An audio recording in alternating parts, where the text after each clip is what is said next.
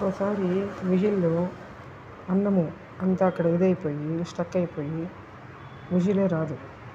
అలాంటప్పుడు ఏం చేయాలంటే ఫస్ట్ ఆ విజిల్కి ఉండే పైన క్యాప్ ఉంటుంది, దానిపైన ఒక స్క్రూ ఉంటుంది. ఫస్ట్ అది రిమూవ్ చేయండి. ఫస్ట్ స్క్రూ తీయండి, తర్వాత ఆ స్క్రూని కూడా తీసేయండి, అదే ఆ క్యాప్ని తీసేయండి.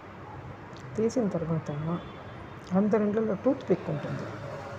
ఓకే, ఆ టూత్ పిక్ తీసుకోండి. ఆ టూత్ పిక్ తీసుకొని హోల్స్ ఉంటుంది కదా, 3 సైడ్స్ ఉంటుంది చూడండి హోల్స్. ఆ హోల్స్లో పెట్టినారంటే దాని లోపల అన్నం గింజ ఏదైనా ఉంటే కూడా నీట్గా బయటకు వచ్చేస్తుంది.